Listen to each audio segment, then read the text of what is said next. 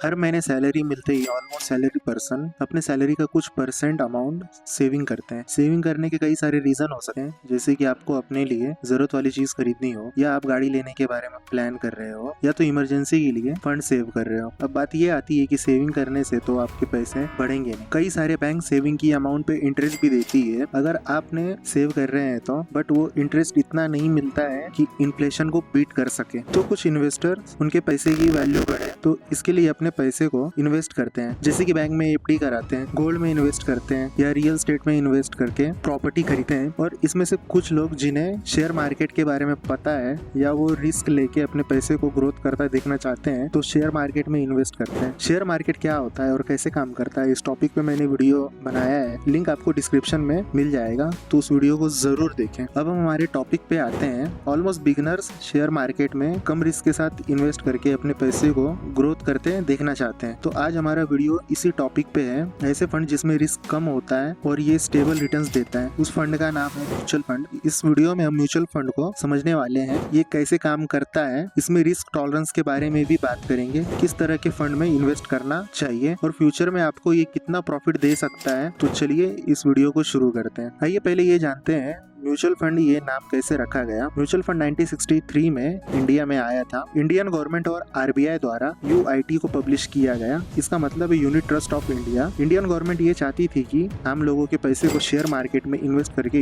Economic development को fast किया जाए और प्रॉफिट का कुछ परसेंट इन्वेस्टर को भी दिया जाए, इसलिए म्यूचुअल फंड को इंडिया में लाया गया। हमने तो ये जान लिया म्यूचुअल फंड की हिस्ट्री के बारे में। अब ये जानते हैं कि ये काम कैसे करता है। म्यूचुअल फंड अलग अलग लोगों के पैसे को एक जगह जमा करता है और ये अमाउंट कलेक्शन को गवर्नमेंट बॉन्ड, लिस्टेड कंपनी के शेयर्स, डेब्ट फंड, इक्विटी, कॉर्पोरेट बॉन्ड और अदर एसेट या तो इन इन्वेस्टमेंट के कॉम्बिनेशन जैसे इन्वेस्टमेंट इंस्ट्रूमेंट की एक वाइड रेंज में इन्वेस्ट करती है। और इस फंड को इन्वेस्टर खुद मैनेज नहीं करते हैं, इसे एक expert professional fund manager investor के पैसे को मैनेज करते हैं। और इस पैसे को कहाँ इन्वेस्ट करना है ये इस पे डिपेंड करता है कि आप कितना रिस्क ले सकते हैं। अगर आपने डॉक्यूमेंट्स में ये बताया है कि इक्विटी में इन्वेस्ट करना है तो फंड मैनेजर ज्यादातर पैसे शेयर मार्केट में ही लगाएगा, और फिर अगर प्रॉफिट हुआ तो वो प्रॉफिट आपके साथ भी शेयर करेगा। प्रॉफिट का परसेंट इस पे डिपेंड करता है कि आपने किस फंड में इन्वेस्ट किया है। कुछ फंड में 12% पर एनम का भी प्रॉफिट होता है, कुछ फंड में 30% पर एनम का भी रिटर्न्स मिलता है। रिटर्न्स कितना परसेंट मिलेगा ये फंड के ऊपर वेरी करता है। अब ये जानते हैं कि म्यूचुअल फंड में कितना रिस्क होता है। म्यूचुअल फंड में ज्यादा रिटर्न्स इक्विटी से कनेक्टेड स्कीम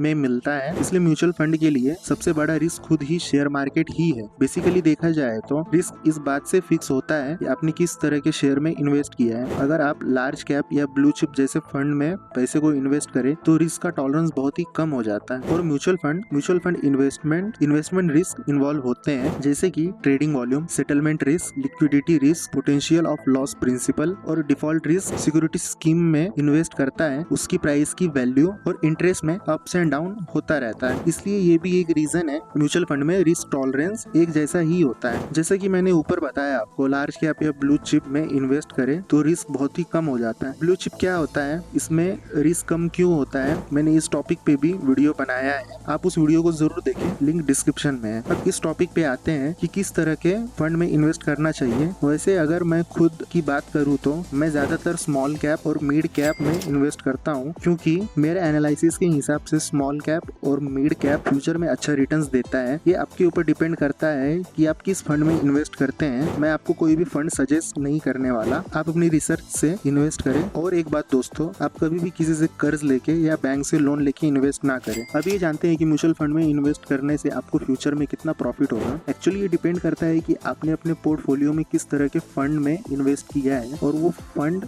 टाइम के साथ ना ग्रो हुआ है। म्यूचुअल फंड में आप दो तरीके से इन्वेस्ट कर सकते हैं। पहला SIP, इसका मतलब है सिस्टमैटिक इन्वेस्टमेंट प्लान, और दूसरा है लमसम। आपने जिस कंपनी के फंड में इन्वेस्ट किया है आप उसके कैलकुलेटर में चेक कर सकते हैं। अगर आप SIP करना चाहते हैं तो इसका मतलब हर महीने का कोई भी एक फिक्स्ड अमाउंट जो कि आप हर महीने इन्वेस्ट करेंगे वो सिलेक्ट कर लें, और कितने साल के लिए इन्वेस्ट करना चाहते हैं वो सिलेक्ट कर लें। फिर ये आपको टोटल अमाउंट बता देगा कि आपने कितना इन्वेस्ट किया है और आपको कितना रिटर्न्स मिला है। और और लमसम में क्या होता है कि हर महीने इन्वेस्ट ना करके जैसे कि 6 महीने में या 1 साल में एक बार लमसम अमाउंट इन्वेस्ट कर दिया। अब लमसम अमाउंट में कितना प्रॉफिट होगा, यहाँ आप कोई भी अमाउंट चूज कर ले और कितने साल तक रखना है ये सिलेक्ट कर ले, फिर ये आपको बता देगा कि कितना रिटर्न्स आपको मिलेगा। अगर आप चाहे तो आप अपने स्मार्टफोन से भी म्यूचुअल फंड में इन्वेस्ट कर सकते हैं। आपको बैंक में या ब्रोकर के पास जाने की जरूरत नहीं होगी। आप अपस्टॉक्स, एंजल वन जैसे एक्सचेंज की हेल्प से भी आप म्यूचुअल फंड में इन्वेस्ट कर सकते हैं। मैं पर्सनली एंजल वन यूज करता हूँ, इसका लिंक आपको डिस्क्रिप्शन में मिल जाएगा,